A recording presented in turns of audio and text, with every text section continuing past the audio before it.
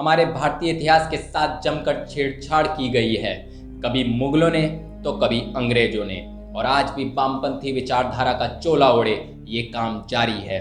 इसकी वजह भी बहुत स्पष्ट है। जो भी आक्रांता आए, उन्होंने भारतीय सभ्यता को पूरी तरह मिटाकर अपने महिमा मंडन को आगे रखा। उन्होंने अपनी भाषाओं में भारतीय ज्ञान और साहित्य का अनुवाद किया और मूल प्रतियों को और उन्हें जानने वालों को नष्ट करने का षड्यंत्र रचा। इस घिनौने साजिश का ही असर है आज भी बड़ी तादाद में हमारे देश में ही वो लोग मौजूद हैं जो हमारे इतिहास और समृद्ध धरोहर पर ही प्रश्न चिन्ह खड़े कर देते हैं। हमारा इतिहास मुगल या अंग्रेज का नहीं है, हमारा इतिहास इनसे कहीं पुराना इतिहास है। हमें किसी वास्को डी गामा ने नहीं खोजा था, बल्कि इन लोगों ने अपने स्वार्थों के लिए हमें लूटा और हमारी संस्कृति को चुराकर अपने विकास में उपयोग लाए। नमस्कार दोस्तों, आपका बहुत बहुत स्वागत है आपके अपने चैनल फैक्ट जिला में। दोस्तों, आज हम बात करेंगे भारत के प्राचीन ग्रंथ रामायण के बारे में। भारत का ये प्राचीन ग्रंथ रामायण महर्षि वाल्मीकि द्वारा संस्कृत में लिखा गया है और इस संपूर्ण रामायण में 7 अध्याय और 24,000 श्लोक हैं। लेकिन दोस्तों, आपको ये बात जानकर काफी आश्चर्य होगा कि बहुत सारे लोग ऐसे हैं जो रामायण की घटना को महज एक काल्पनिक घटना मानते हैं। तो दोस्तों, आज की इस वीडियो में हम आपको रामायण के 6 ऐसे पुख्ता सबूत देने जा रहे हैं जिसको जानने के बाद आपके मन में शक की कोई गुंजाइश नहीं बचेगी।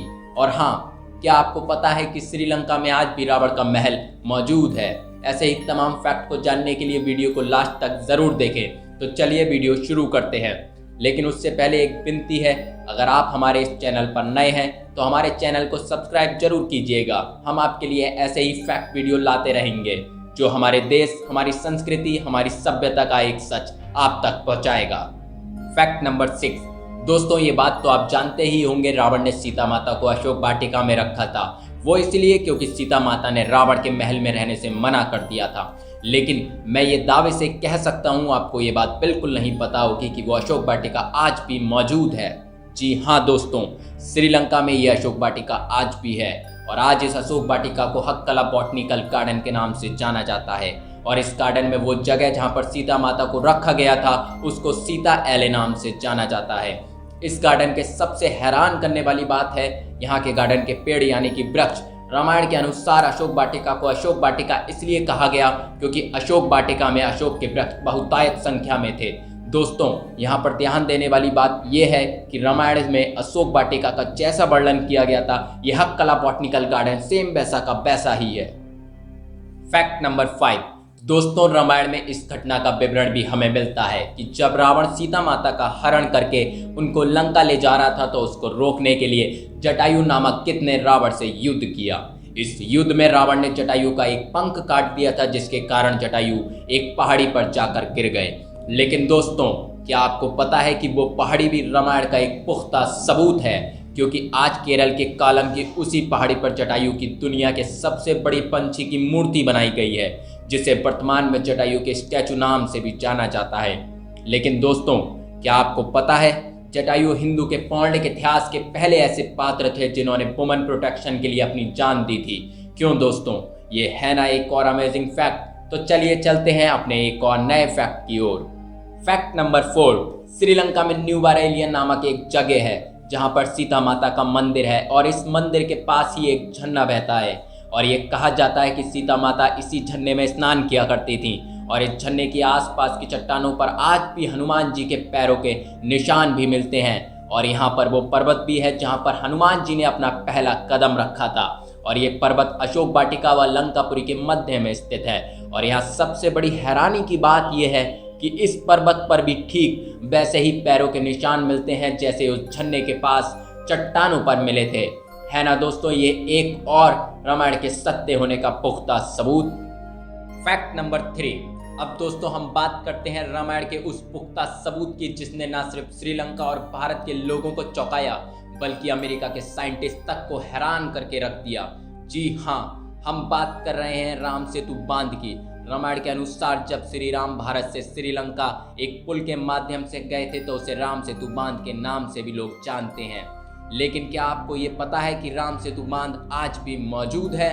पुरातत्व विभाग के प्रमाणों से ये सिद्ध होता है कि भारत के तमिलनाडु के दक्षिणी पूर्वी तट के किनारे रामेश्वरम द्वीप तथा श्रीलंका के उत्तरी पश्चिम द्वीप मन्नार द्वीप के मध्य पानी के नीचे आज भी एक 30 किलोमीटर लंबा पुल मौजूद है, जिसको 15वीं शताब्दी तक पैदल चलकर पार करने योग्य माना जाता था। लेकिन समुद्र में आए एक तूफान के कारण आज राम सेतु पुल खंडित हो चुका है। और सबसे चौंकाने वाली बात यह थी कि जब नासा की एक सैटेलाइट ने इस क्षेत्र की फोटोग्राफी की तो राम सेतु बांध उस फोटोग्राफ में भी देखने को मिला। और शायद आपको ये नहीं पता होगा कि नासा के वैज्ञानिक भी ये स्वीकार कर चुके हैं कि इस क्षेत्र में वास्तव में कोई एक पुल था, जो दुनिया का सबसे पहला पुल भी हो सकता है। अब इतनी सारी घटनाओं को कोइंसिडेंट मानना थोड़ा सा मुश्किल लगता है, पर फिर भी राम सेतु बांध को लेकर आपके मन में क्या विचार है, हमें कमेंट करके जरूर बताइएगा। Fact number 2। और दोस्तों, इसके साथ ही क्या आपको पता है कि राम सेतु बांध में इस्तेमाल किए जाने वाले पत्थर आज भी मौजूद हैं।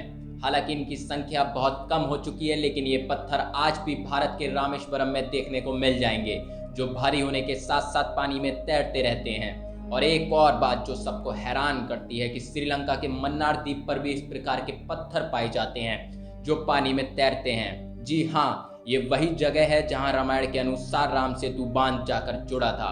अब बहुत सारे वैज्ञानिकों ने पत्थर पर बहुत सारे अपने विचार व्यक्त किए हैं, लेकिन उनमें से सबसे खास बात यह है कि आज तक कोई भी वैज्ञानिक ये नहीं बता पाया है कि वास्तव में ये पत्थर इतने भारी होने के बावजूद भी पानी पर कैसे तैरते रहते हैं। Fact number 1। और दोस्तों, क्या आपको पता है कि जब युद्ध के दौरान मेघनाद के द्वारा लक्ष्मण को मूर्छित कर दिया गया था और उनके प्राण जाने ही वाले थे, तो उनकी जान बचाने के लिए हनुमान जी द्रोणागिरी पर्वत पर संजीवनी बूटी लेने के लिए गए थे। लेकिन हनुमान जी द्रोणागिरी पर्वत पर संजीवनी बूटी नहीं ढूंढ पाए, तो वो द्रोणागिरी पर्वत को पूरा का पूरा ले आए। ये तो आपको पता ही होगा। लेकिन क्या आप ये जानते हैं कि हमारे उस क्षेत्र में आज भी हनुमान जी को नहीं पूजा जाता है। वहाँ के जो रहने वाले लोग हैं ये मानते हैं कि हनुमान उनके यहाँ से संजीवनी जैसी अमृत बूटी को श्रीलंका ले गए थे, इसलिए वहाँ के निवासी आज भी हनुमान जी की पूजा नहीं करते हैं। क्या आप ये जानते हैं कि श्रीलंका के क्षेत्र पर रामायण के अनुसार लक्ष्मण जी को जहाँ संजीवनी दी गई थी, वहाँ वर्तमान समय में एक ऐसा पर्वत है जिसके सभी गुण व जड़ी बूटी हिमालय के पहाड़ों के समान ही है। और सबसे बड़ी हैरानी की बात तो ये है कि श्रीलंका में वो पर्वत इकलौता ऐसा पर्वत है जिसके गुण हिमालय से मिलते हैं। तो दोस्तों, ये रहा रामायण के सत्य होने का एक और पुख्ता सबूत। तो चलिए दोस्तों, आज की इस वीडियो में हमने आपके सामने 6 ऐसे पुख्ता सबूत पेश किए जो रामायण की घटना को सत्य साबित करते हैं। तो आज की वीडियो में बस इतना ही। और हाँ, हमारी आज की वीडियो कैसी लगी हमें कमेंट करके जरूर बताइएगा। ऐसे ही नई वीडियो देखने के लिए हमारे चैनल को लाइक, शेयर और सब्सक्राइब कीजिएगा। हम फिर मिलते हैं एक और नई वीडियो के साथ।